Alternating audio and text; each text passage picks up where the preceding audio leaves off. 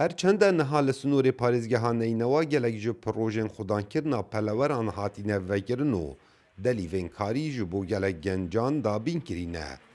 Lê xwedanên projên xwedankirina peleweran dibêjin, hikûmet harîkariya me naketin û niha biryareka taze derçûye ji bo rêgirîkirinê li berhemê projên peleweran li Mosulê û hawerdekirina wan bête qedexekirin bo başûr û navarasta Iraqê.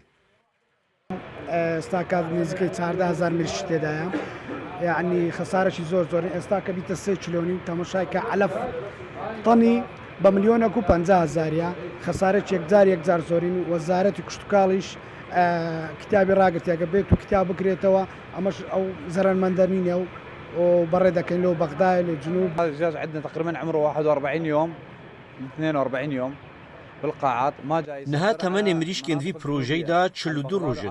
Rêkê nadin em bû firotinê pinêrîne başûra Iraqê wekî bajêrê Bexda û bajêrên dî. Boçî, eger çi ye, her projekî me zêdetir 90 milyon dînar lê xerc kirîne.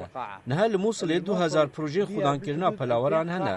Rojane Mosul pêdivî bi hinartina berhemê 3 heta 4 projeyan heye.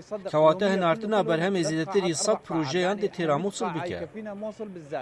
Ji ber derêxistina evê biryarê xwedanên projên xwedankirina peleweran xirvebûnek li berdergehê fermangeha çandinê û vîterneriya neynewa encam daye û têda daxwast kiriye ku ev biryare bihête helweşandin.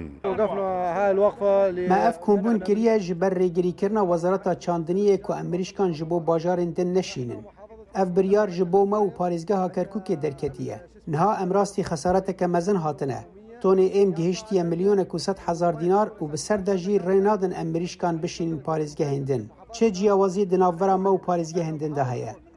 Niha rêdana Salaheddîn û Diyale lê ji bo me û Kerkûkê qedexe ye. Herçende me gelek hewl û bizav kirin ji bo wê çendê ku fermangeha giştiya çandinê li parêzgeha neynewa lêdwanekê li dûrevî babetî bidetin. Lê çi kesiyê berhev nebû lêdwanekê bidetin û her wesa bersiva xwedanên projên xwedankirina peleweran bidet.